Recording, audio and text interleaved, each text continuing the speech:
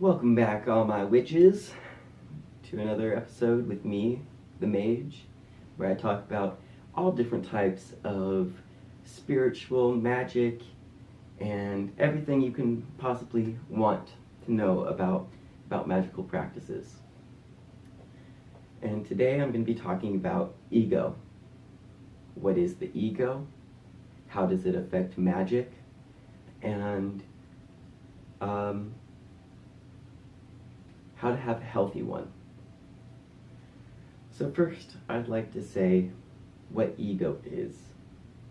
Ego, in short, is how you think about yourself. It's what you think about yourself. It's who you think you are and how you want other people to see you.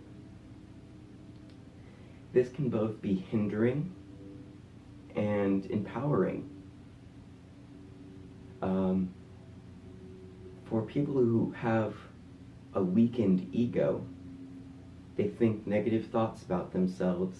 They don't see themselves in truth as the beautiful, loving, spiritual being that they are.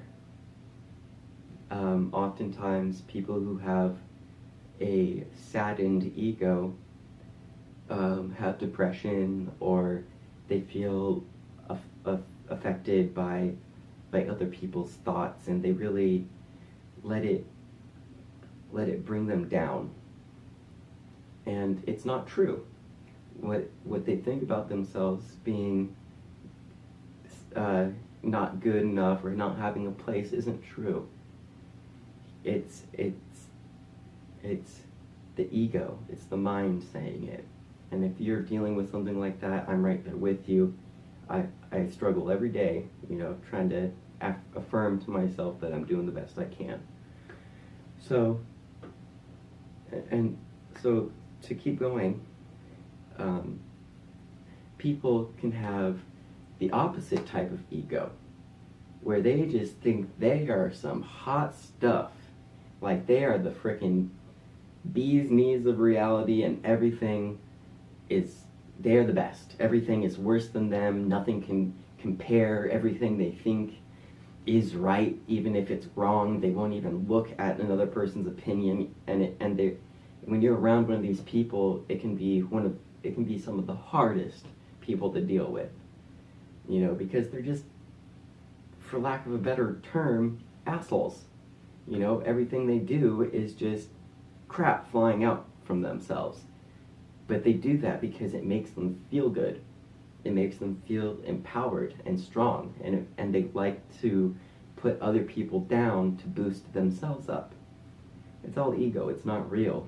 Those people those people can tend to be more weak than someone who's battling depression.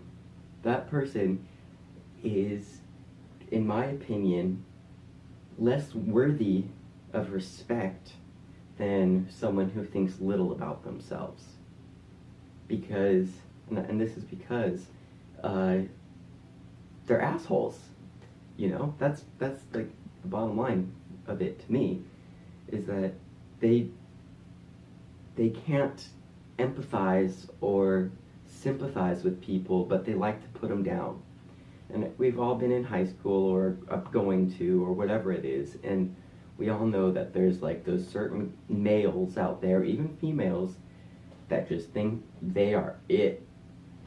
Dealing with those people is just letting them destroy themselves, let them peak their existence in high school, and then after high school they're gonna go down. So next is having a healthy ego. And this can be both realizing how awesome you are and seeing the good that you have in yourself. And it could also be realizing, like, dang, I said something that hurt someone. Or like, oh man, I was a total mean person to my younger sibling growing up. It could be all types of things. And as long as you're not being too hard on yourself, or you're not boosting yourself too much, that's in the realm of having a healthy ego. It's really about keeping yourself in check about what you think you are. It's really about seeing yourself clearly. And this is a huge practice. Mastering the ego is talked about in the occult practices all over the world, even in religion, like Western religion. They don't say it like that, but really, it's about being kind and realizing that you aren't the best, but you're also usually not the worst, So, gaining a healthy ego, a few ways to do so would be affirmations, being like, I am a good person because I don't hate people. I don't go out of my way to be mean. I have love in my heart, Or another affirmation would be, I am loved. I am loved and I am accepted. And it might be hard for some people to even say that, that I am loved, I am accepted. Something that helps me with something like that is remembering my grandma, who's still alive, is like 90 something now, amazing, and how much she loves me, how much my sister loves me, how much my dogs love me, how much my mom loves me, all of that, and those types of things will help you create that healthy ego. Some ways to bring yourself down a notch when necessary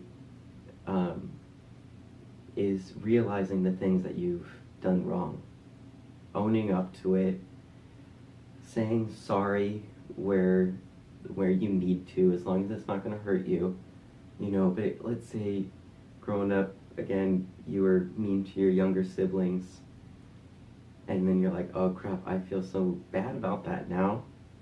Go out of your way and be like, hey man, I'm sorry I picked on you so much growing up. You're so cool, I love you. Please forgive me, for being a not nice person. And why would you, this brings me to, why would you even want to do this? What does it do for you in magic? So when you have a healthy ego, you're aware of your abilities. You're aware and ready to move forward at a pace that you can move forward. You're not going to be jumping steps. You're not going to be moving too fast or too slow. And really it's about understanding who you are, and just the power in understanding who you are. I cannot express enough the power behind that. And it also allows you to connect to people on a real level. And it allows you to see people for who they truly are, and not get pulled into their ego trips. Because a lot of times people with a inflated ego want to make you acknowledge their ego, and it's a lie. Stop acknowledging the lies about people. Stop acknowledging people who have 60,000 followers on Instagram as being cool or being perfect or being all these things, because they're not. That's their ego, and don't feed into it. They're not any better than you,